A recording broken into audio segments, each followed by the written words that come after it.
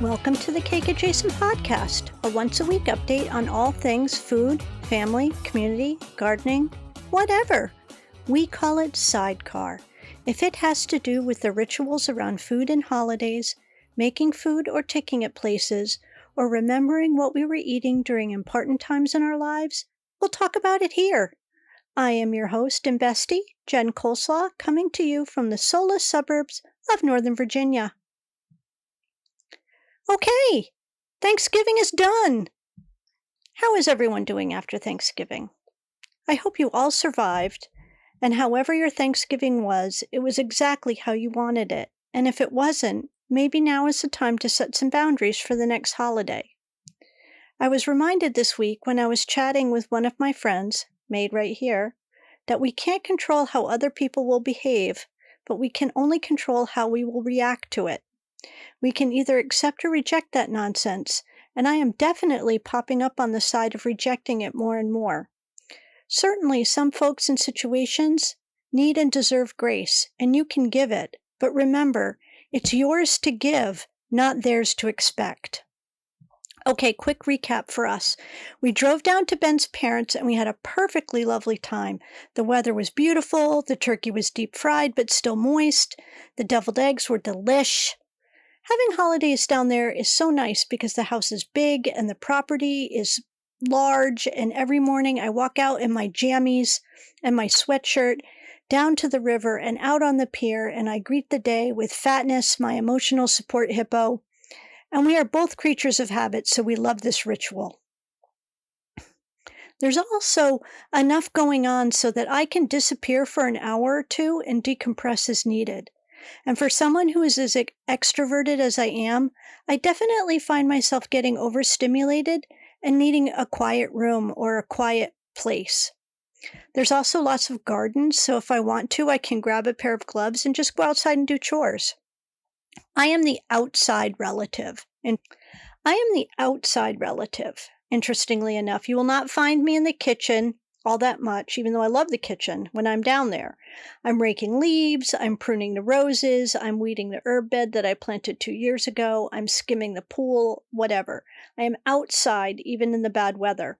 And having the ability to just do my own thing for a bit of time is one of the reasons I so appreciate having a place now in Connecticut where I can go when I'm visiting my family. Even I cannot be on all the time. So you remember the story from before Thanksgiving about how my plumbing, my house plumbing, not my personal plumbing, needed to be replaced? Well, they did it Monday, and it only took 4.5 hours, and while it was less than $16,000, it was definitely a lot more than $600. And I'm trying not to dwell on that, but here's a list of all the plants that I was not able to move, and therefore I lost. The roses that I planted when I moved here, they were a gift from Ben for our anniversary. They were 2 pink knockout roses, so they were not super special, but still they were roses and they were a gift. The peace rose, which was my father's favorite that I planted after he died, it had gotten all tangled up in those knockout roses, and it was just impossible to dig it out without probably them all dying anyway. All the black raspberries that that I had been adding to for the past 4 years, and I had gotten enough so that I was getting about a pint of black raspberries from those plants. The clematis that I planted when we first moved here, it was blue. All the white irises that I had been collecting over the past couple of years, and that I had planted when my father died, because there was this house down the street from where he and Catherine lived that had all these beautiful irises. And my father tried to goad me into going and asking them if we could have a couple rhizomes. And we never did it. So I just kept buying white irises every time I saw them and planting them.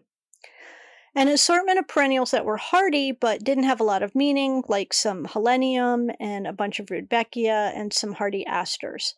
And all of my mint, which I never should have planted in the garden in the first place down here because it is absolutely an invasive and it had run amok. But I would not be surprised if that shit grew up through the 7 feet of trench. I'll keep you posted in the spring.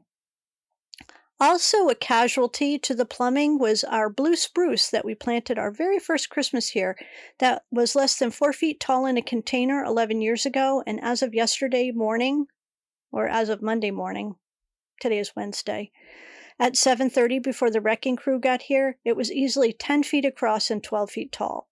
Now it is still 12 feet tall, but 1/3 of it has been sheared off, so it has a flat side. Will we still put lights on it? Not sure. After we put out all the inflatables, we'll see. Jen G suggested we lop off the top and use it as our Christmas tree before taking it all the way down, but the top is super fat, and I'm not sure we really have the room in the living room for a 6-foot wide, 4-foot tall tree. I feel like I should be more bummed out about losing all those plants, and it isn't that I don't care. I guess I'm just so tired of being sad and upset over things that I don't have a ton of control over, and this past Thanksgiving really took a lot out of me. I'm sure there will be things to be mad and weepy about soon enough. But right now I have this kind of blank slate of yard, and that's kind of exciting. I definitely will be putting gift cards to Betty's Azalea Ranch and Merrifield Garden Center on my wish list for the next 6 months. The good news is that all this plumbing issue, which has been a problem since we moved into this house, is now fixed, and that's an investment in the house that we can get back if we ever sell. I also got to drop 200 daffodil bulbs into the trench just before they were done filling it in, and it will just be a riot of pink and white and yellow and orange in the spring. I didn't bother with tulips, though, because even though they are luscious and beautiful down here, the squirrels will eat the bulbs, and then they don't come back the next year. So they're not a good investment, but nobody likes to eat daffodil bulbs, and they naturalize, which means they grow well in a kind of natural or unmanaged setting, like in your lawn or under some trees, and they tend to make more daffodils by throwing off little bulbs that grow into bigger bulbs every year. Now, not all daffodils are good for naturalizing, so check before you buy. And some daffodils are better in colder climates or warmer climates, just like anything else. One of my favorite outlets for bulbs is John Sheepers. That's Scheepers. They have the best selection of new and heirloom bulbs, I think. Also, maybe, fingers crossed, we were able to finally get rid of that bindweed that has been terrorizing the garden for the past 5 years, although it would not surprise me if that is the only thing that survived the destruction. In other news, I am on the fence about whether or not I have the time and energy to whip up a batch of gingerbread cookies and chill the dough, roll it out, and cut it out, and then bake and then decorate by 8 a.m. on Saturday morning for the farmer's market cookie contest. Maybe on Thursday if we can get all the inflatables up and I have time. On Friday, I had an appointment with the oncologist that I don't like, which some of you have heard way too much about.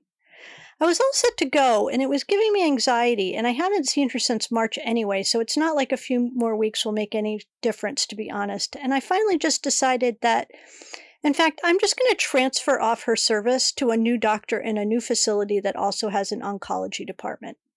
Seeing that doctor gives me a lot of anxiety because I don't think she listens to me.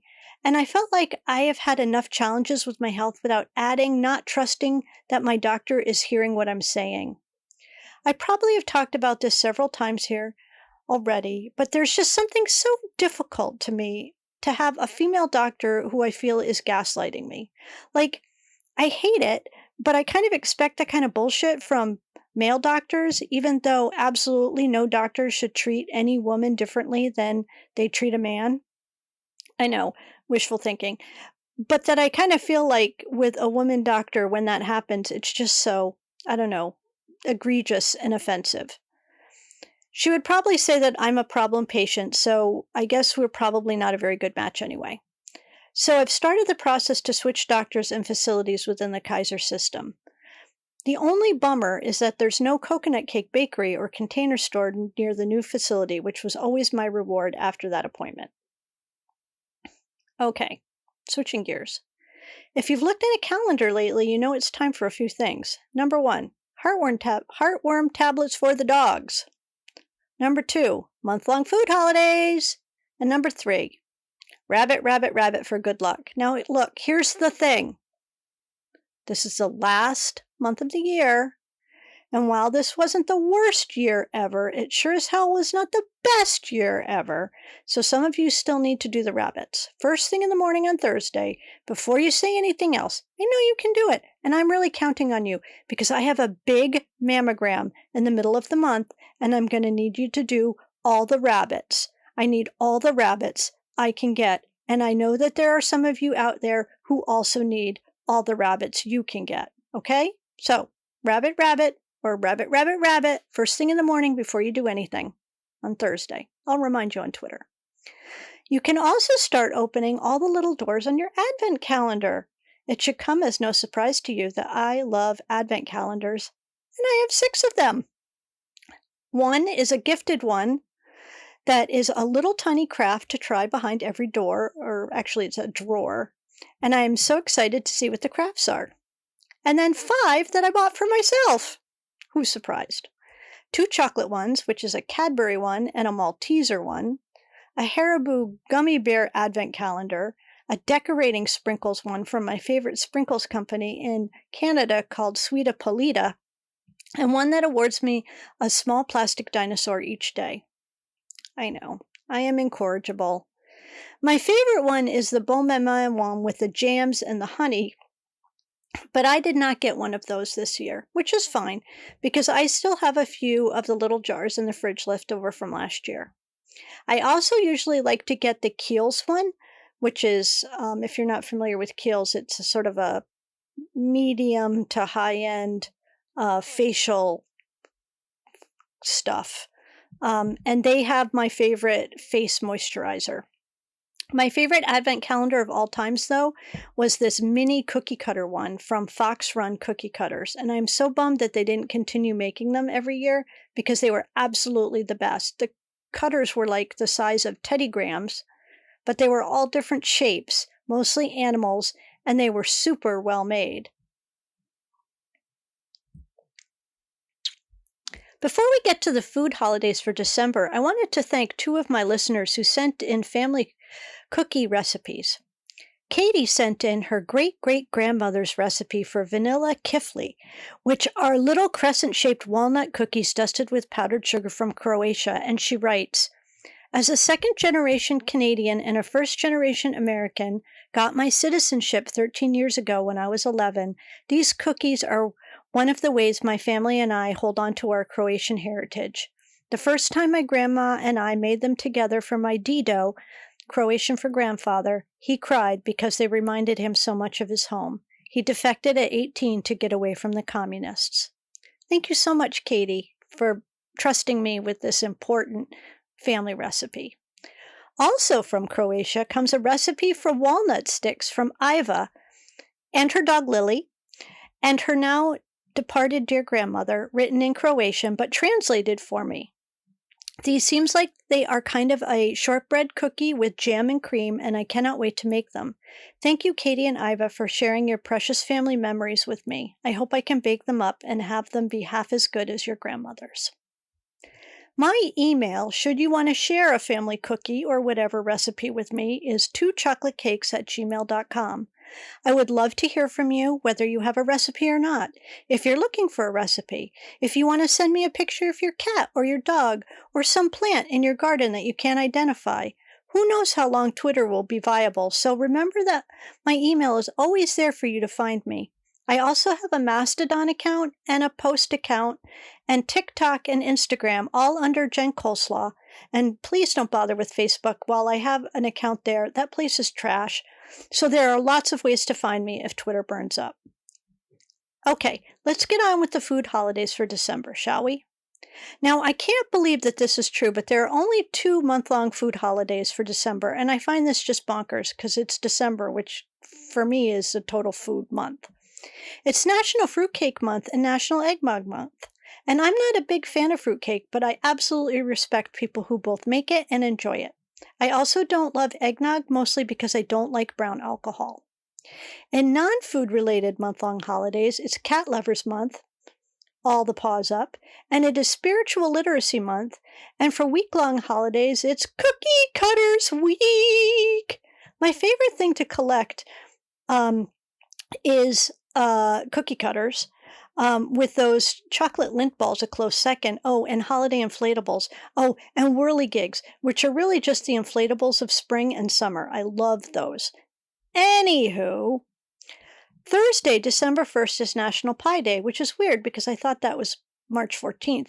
But honestly, we should just have pie as often as possible. So please have pie tomorrow. And I will say I did not get any pumpkin pie at Thanksgiving because we had pecan and this incredibly, insanely, weirdly delicious apple dumpling thing made with apples and crescent roll dough and sugar and a can of Mountain Dew. And the whole thing is baked up.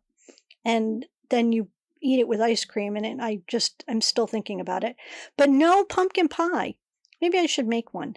My friend Julie, who was one of my very first besties here on the Twitter when I was so sick, has been sending me some of the funniest Instagram reels of a woman who cooks for her dogs, who are very dramatic. I think they're huskies. And last week it was all dog-safe pies. And I swear to dog, these dogs eat better than we do. December 1st is also Christmas Lights Day, and we have an official date to inflate. You have to say that like on Top Gun. We had to take down the Thanksgiving ones for the Big Dig. It's also Peppermint Bark Day, too. And it is also Women Supporting Women Day, and I support wholeheartedly, and I'm so appreciative of all of the women friends I have made from this podcast and on Twitter who are so supportive and kind. Special shout outs today to Kathy and Amy and Kelly who check in on me just about every day. It's also Cookie Cutter Day. Yay! And finally, and most importantly, it is Rosa Parks Day. On this day in 1955, she simply had enough and refused to give up her seat to a white passenger. I'm not sure how many of you are fans of Doctor Who, but the 14th Doctor had a very good episode about this very moment in history, and I really recommend, even if you're not a Doctor Who person like I am, that you find it and watch it. By the way, if you think that Doctor Who is just a British sci-fi show, you could not be more wrong, and I absolutely could do a whole podcast about Doctor Who. And all of the morality lessons. It's a whole thing. When I was back in Wales, I went to the Hay Literary Festival to see Mallory Blackman, who was the first Black writer of an episode of Doctor Who, and she wrote that episode of Rosa Parks. And she spoke about writing this episode in particular, and it still gives me goosebumps. Friday is National Fritters Day. Do you know what a fritter is? I bet some of you do and some don't. I didn't grow up with fritters. I mean, I grew up with similar things, but we didn't use that word. Anyway, the word fritter comes from the Latin word frictura, which translates as fried or to fry. And a fritter is pretty much anything that is coated with something like breadcrumbs or whatever, like a fruit or a vegetable or meat or a pile of sugar, and then it's deep fried. I mean, what is not to love about that? I think we mostly just called that fried, but basically if it's coated in something and fried, it could be considered a fritter. But the difference between a donut, which is also a thing that is fried, and a fritter is that a donut is fried and then it's either filled or decorated after it comes out of the fryer. But a fritter is all mashed up with its ingredients in the dough, like apple or peach or blueberries or whatever, and then it is deep fried, which explains why it always looks like a hot mess, but it tastes so good. Today is also National Bartender Day and Bartender Appreciation Day, and I'm going to call out a few of my favorite bartenders over the course of my life. Joanne Seddon, Pete Burr, may his memory be a blessing, Nadia Winter, who I haven't seen in 150 years, and of course, my sister Catherine. Loved sharing staff meal with her at the bar at the Gelston House when I would be done with my shift at the Frank Davis Resort. It also should come as no surprise, relatedly, that today is Bill Joy Day, and I hope that we all figure out a way to do that on Friday. It's also World Pollution Prevention Day, and since this is my day job, I can tell you that one of the best ways to prevent pollution is to just use less stuff, and absolutely use less disposable plastic, which makes up most of the plastic pollution across the globe. Leave disposables for medical needs and emergencies, and use your own utensils when you get takeout. Keep a bowl and a plate and a glass and a mug at the office with a few cloth napkins you rotate out and wash. And I swear to God, if we ever do a live event and I see you with a single-use plastic water bottle, I will slap that shit out of your hand so fast you won't even see me coming, but by dog, you will feel my wrath. The animal hospital I've been volunteering at since early summer has a kitchen with a dishwasher, and yet everyone uses disposables, and I swear it's making me crazy. Okay, moving on. Saturday is National Green Bean Casserole Day, and it's Apple Pie Day, and my mother really makes the best apple pie. It's also a day to be thankful that we have a roof over our heads, and in our case, a sewer line under our house, and I will never not be thankful for that. Everyone listening here on this pod, we're all so lucky that we're comfortable enough to listen to podcasts in a warm or warmish home. Hold space in your heart this winter for people who do not have such a luxury, especially those in war-torn countries and those ravaged by unmitigated climate change or corrupt governments, which I guess could really be in the United States, but we do still have roofs over our heads. I know this is bordering dangerously on thoughts and prayers, but I don't know what else to do. Also on Saturday, it's Let's Hug Day, and I know not everyone is a hugger, so I do now ask permission just before hugging people. I don't know. But something you should know about me is that I am a hugger, and so forewarned is forearmed. On Sunday, the 4th of December, we'll celebrate National Cookie Day, and I'm thinking I should just take the day just to make cookies all day. I know, I always say I'm going to do that, and then I end up watching TV all day and just looking at the hovel that is my house. I really need to stop that shame spiral. It's also National Sock Day, and what is a sock but a hug for your feet? And therefore, I am a huge fan of socks. But here's what I don't like. Those little footy socks that slip off my narrow heel and end up balled under the arch of my foot in my shoe. It is absolutely one of those crazy-making things for me. Just thinking about me makes me all shivery and feel gross. Okay, I know that this has been a short week for food holidays, but it turned out to be a longish podcast. Please keep sharing the pod. Last week we hit 15,000 downloads, which honestly, very small potatoes, but I was quite pleased. Let's try to get to 30,000 by the end of the year, but I can only do that if you tell all your friends about me. And if you want some extra content, poetry moment, postcards in the mail, recipes, and other sweet extras, you want to join the Patreon, which you can do by going to patreon.com/2chocolateCakes, which is all written out. And finally, in honor of Spiritual Literacy Month, I'll leave you with this, something I've been thinking on lately when I hear about the new razor-thin Republican majority in the House, who ran on inflation and fear-mongering about crime and rainbow fentanyl in Halloween bags, and now are pivoting to Hunter Biden's laptop as their number one priority.